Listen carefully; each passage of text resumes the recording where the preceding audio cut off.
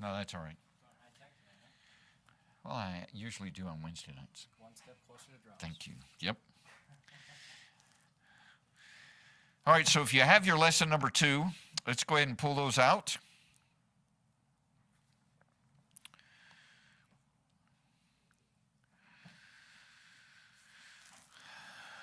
And I believe we're on main point number 2. Right, the slide that's up on the screen is where we are.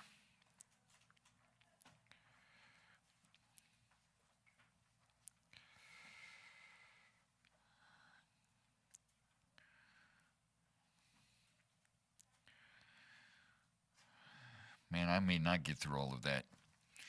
All right, so we've been looking at ways that we know that God exists.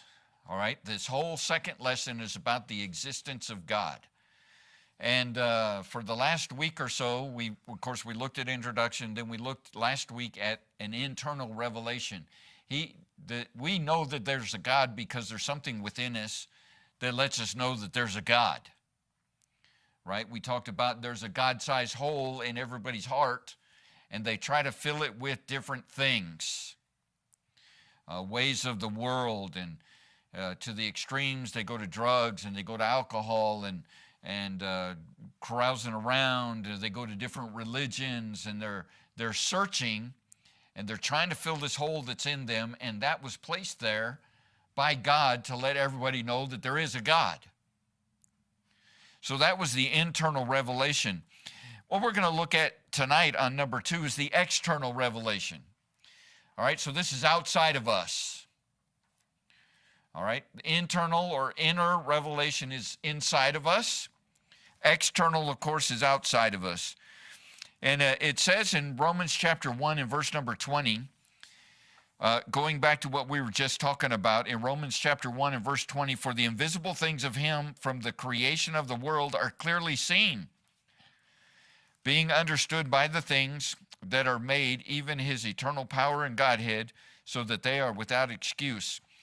And so even looking around in creation, we can see that there's an existence of a designer and an intelligent designer. We're going to look at that in just a moment. And he reveals himself externally to us in 2 ways. Go to the next slide, please. Letter A, the revelation of cause. Now, we live in a cause and effect world. All right? Let me give you some effects, and then you tell me what the cause is. If I pick an orange off of our orange tree, that's an effect. What caused that orange to be on that tree? There was a flower first. All right, there was a flower on the tree. What caused the flower to be on the tree? God. There was a bud there. Okay, there was a bud. What caused the bud to be on? So you're giving me the effects for each step that I'm giving you. You see what I mean? And if we take that all the way back, then the effect is there's a tree. The effect is it started with a seedling, right? Then the effect is there was dirt. Yeah. All right, so we've gone from the tree down to the ground. How did we get the plant? Well, there had to be water. Where did water come from? So we say rain. Well, where did rain come from? Well, evaporation. Well, where did it evaporate? So you see the steps that we're talking about. That's the cause and effect that we live in our world.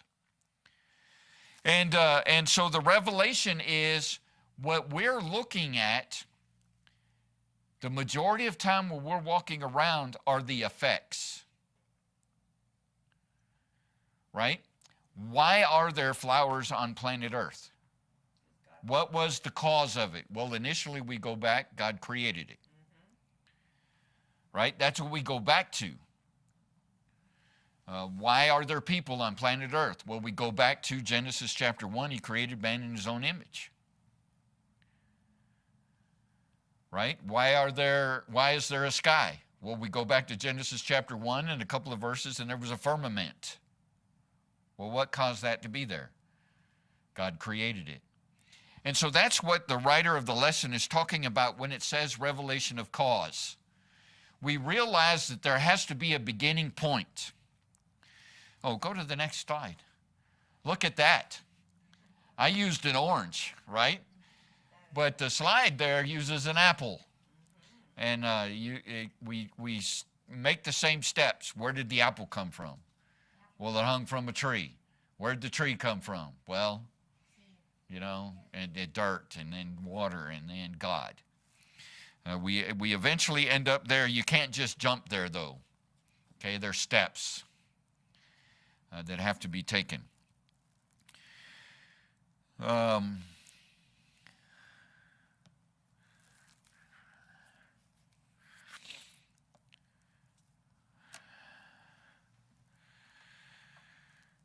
They also use a man who walks around with a watch on his wrist. Right? Now, I've got a watch on my wrist, and I've got a smart one. Okay? The smarter the devices are that I have, the dumber I am. Okay? That's cause and effect. I rely so much on my watch now that I can't even sleep at night unless I get my sleep number in the morning, so that I know how I slept. I can't even tell my wife in the morning how I slept. She'll be almost every morning, how'd you sleep? I have to go to my watch and find out how I slept. Because I wear a smartwatch, and that makes me...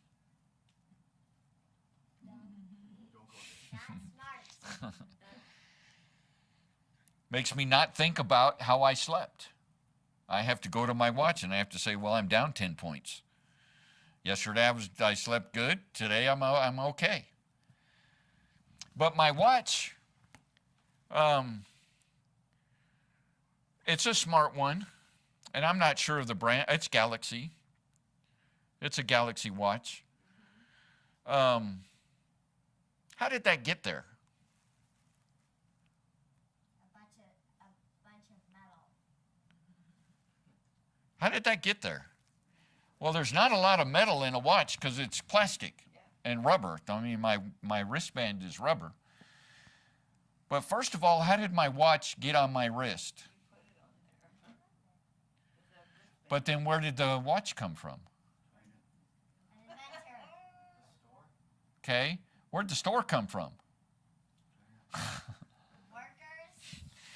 So again, we can see that even with man-made things, we can look at the effects and think about the cause. Well, there had to be some guy that made this watch.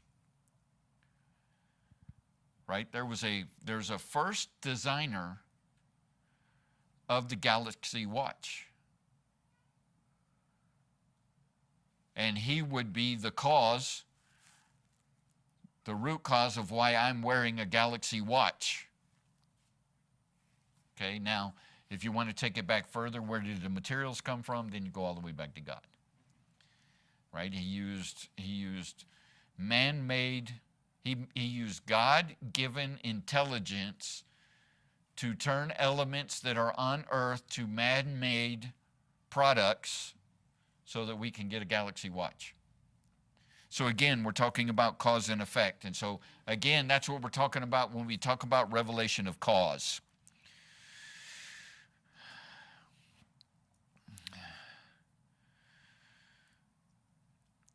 In Hebrews chapter 11 and verse number 3, this should be in your handout, we see through faith we understand that the worlds were framed by the word of God, so that the things which are seen were not made of things which do appear.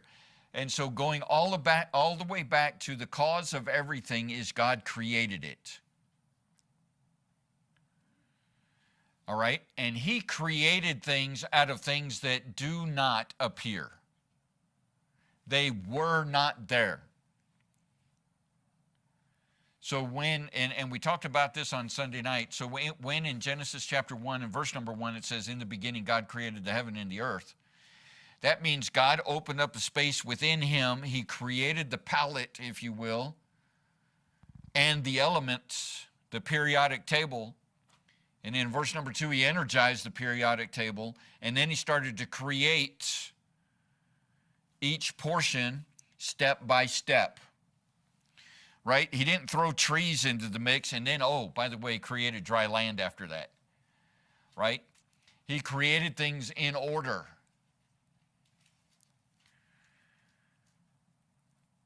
And that brings us to point number B, or point letter B. The next slide, please. Revelation of creation.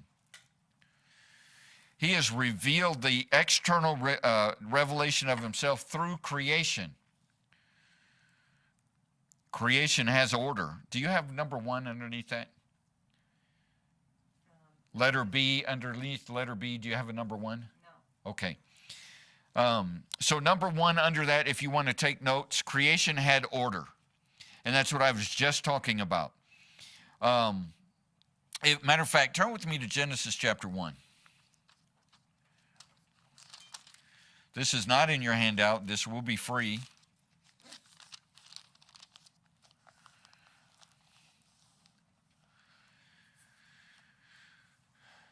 All right, what was the first thing God created? Heaven and the earth.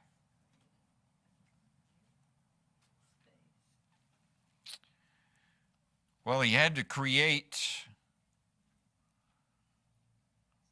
space. By the way, he had to create matter. So matter is made up of what? Okay, atoms are made up of what? Neurons, protons, electrons. What are those made up of? Yeah, we do. There are names for those smaller particles as you go down. Microscopic. They're nanoparticles.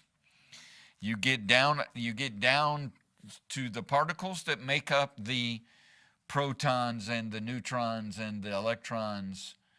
You can get down to that. That's what God created in verse number 1. He created matter because matter did not exist.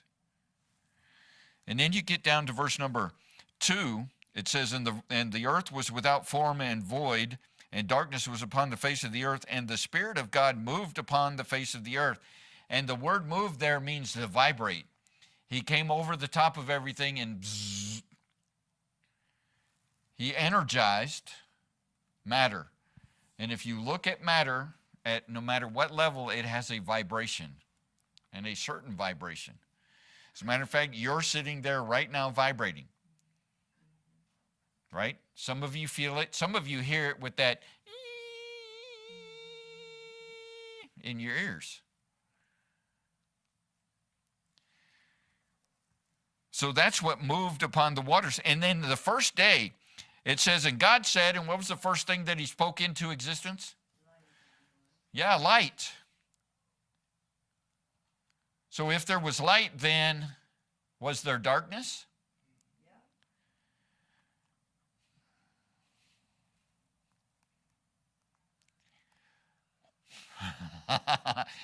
He already knows because I've stopped. Right? Can you have darkness if you don't have light? You didn't have darkness until you had light. Right. And so when was darkness created? Verse 4. When he created light. Okay, I'm just saying. Let's think about it. Because darkness is matter. Right. It says God divided the light from the darkness. Okay, and so he didn't create darkness until he created light. Right.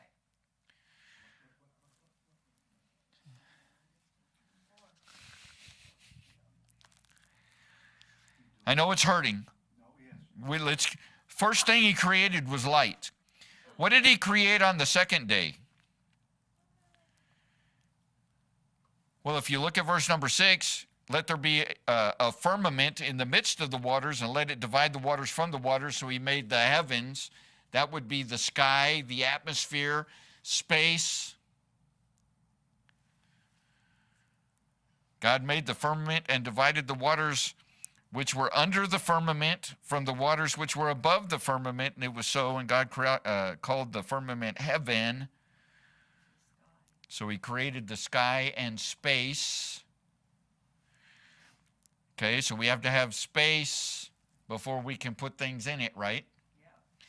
So what's the next thing that he puts in it? Verse number 9. And God said, let the waters under the heaven be gathered together unto one place, and let dry land appear. And it was so, and God called the dry land earth. And the gathering together of the waters called he seas, and God saw that it was good. And then, once he had dry land, in verse number 11, he says, let the earth bring forth grass and the herb yielding seed. But you can't do that unless you have ground. And so do you see the order? We're talking about creation has order. You have to have dry land and water before you can have grass and herbs and fruit. All right, and then on the fourth day in verse number 14, now he creates the sun, the moon, and the stars. By the way, look at how much effort he put into the stars. Verse number, where'd it go?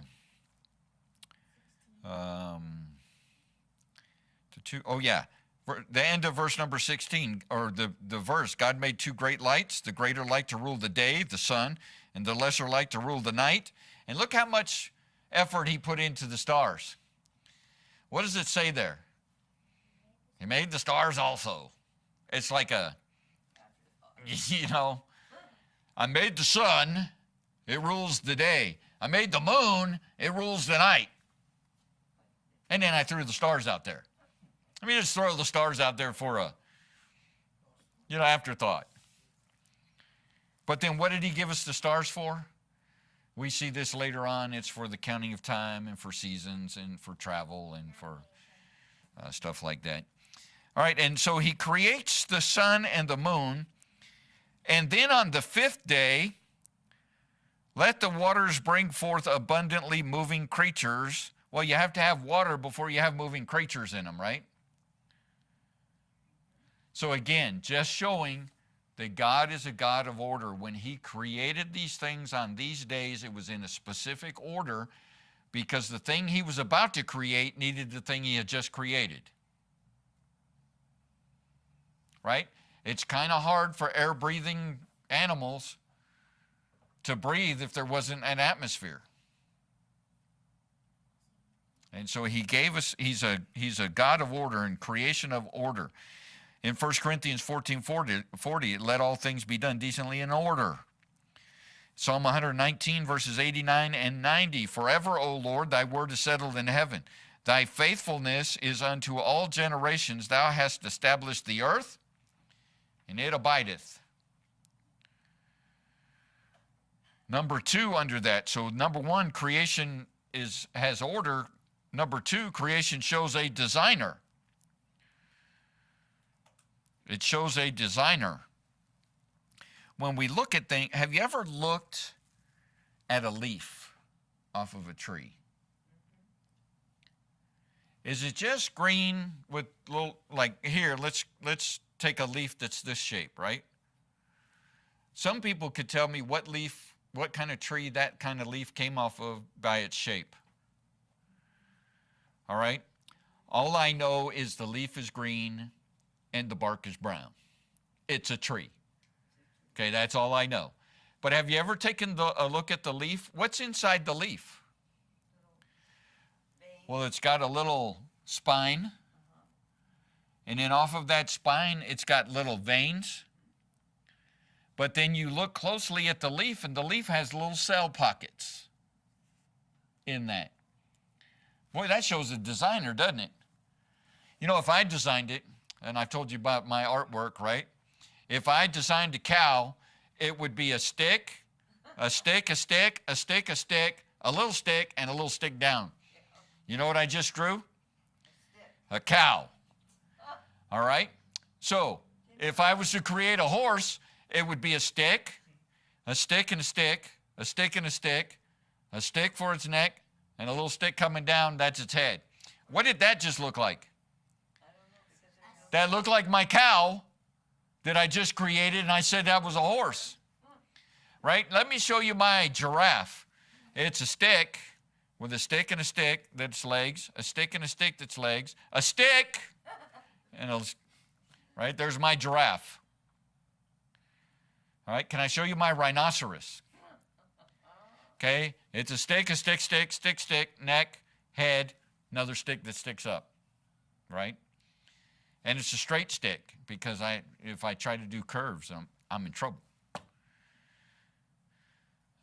All right? So if I was the designer and I did a leaf, you know what my leaf would look like? A stick. It would look like this.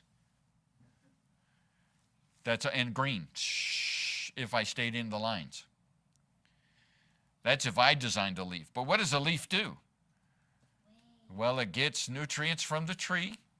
It takes in carbon dioxide and it gives off oxygen. Boy, that comes from a leaf. How did that happen? By the way, when you breathe, what do you breathe in? Oxygen, What do you exhale? carbon dioxide. It's kind of interesting that something that God creates takes what we breathe, what we exhale, and turns that into what we inhale. Sounds like somebody was smart when they designed creation, right? Now, if evolution was true and all that just happened, what about that?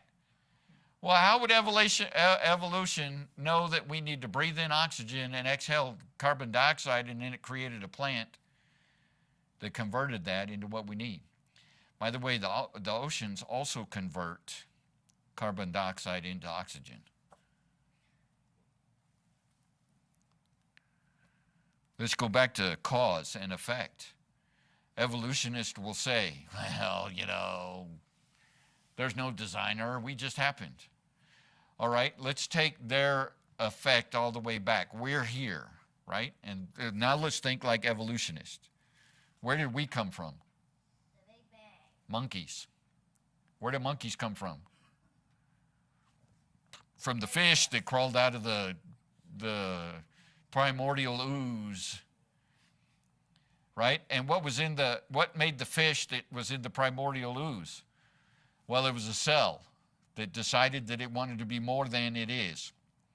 And then where'd the cell come from? Well, you have the ooze, and then where'd the ooze come from? Well, that happened because the planet was in flux, right? There was a molten thing that was in flux. Nothing had solidified yet, and as it was solidifying and cooling, that's where the ooze came from. And I don't know about you, but primordial ooze sounds like pus to me, Yes. right? So we're just things that come out of pus. But then why were we in flux? Well, because there was a Big Bang. Well, what caused the Big Bang? Well, there was an atom that was flying this way and an atom that was flying this way, right? And they collided and exploded, and here we are. All right, so again, the cause is, where did the atoms come from? All right, and then where did space come from for the atoms to be flying through? And then if you know anything about the laws of thermodynamics and explosions, which I do because I worked on bombs. I loaded bombs, so I had to know things about bombs. When a bomb explodes, everything flies out at the same speed and the same direction, right? Something explodes, it goes out, and it's twirling like this, okay? Doesn't matter what you do, that's what it does. That's a law of thermodynamics. Okay, those are one of those physics laws that you can't get away from. That's how it is. So if a Big Bang happened, you would expect everything to be flying away from the center at the same speed and in the same direction. Right? Because of the rules of thermodynamics. Well, there's this galaxy called M13, and you can look it up. I believe it's M13. It's 13 or 31, one of the two. But it's two galaxies side by side, and you can see them spinning like this. And they're side by side. So it's not like one's over here and one's over there. The two are like this, and they're spinning like that, and you can see the little trails like you can with the Milky Way. It has little trails that come off of it. And you can see one turns this way, one turns this way, and that's one galaxy. Well, what does that do for the Big Bang?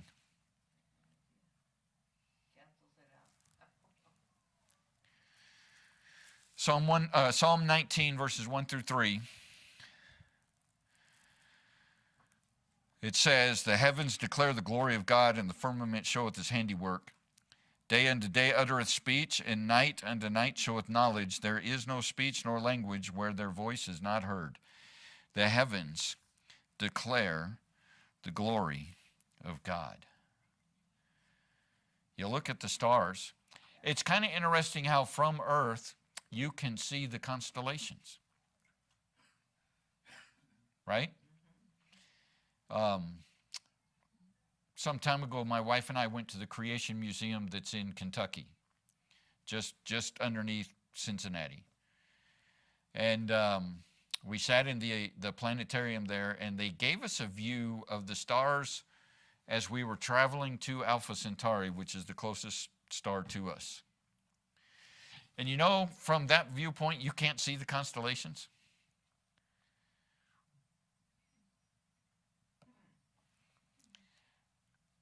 They're there for our benefit, for us to be able to look up and say, oh, look, there's Orion's belt.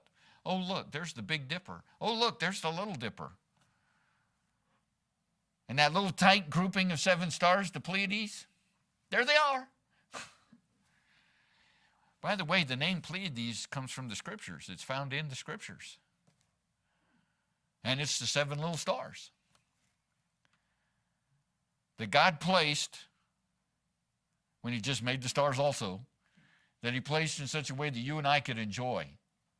And so when it says the heavens declare the glory of God and the firmament showeth his handiwork, we're talking about the heavens. Have you ever got a glimpse of the northern lights? I've seen it on pictures. Yeah, seen pictures, seen videos. That's pretty awesome, isn't it? That's part of the firmament.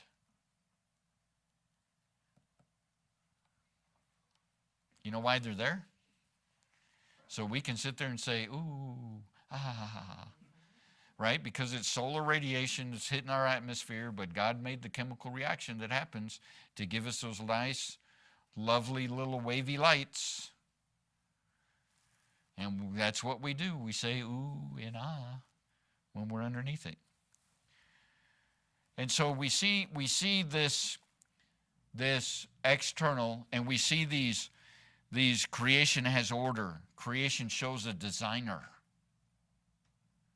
Right? Somebody intelligent created what it is that we live on.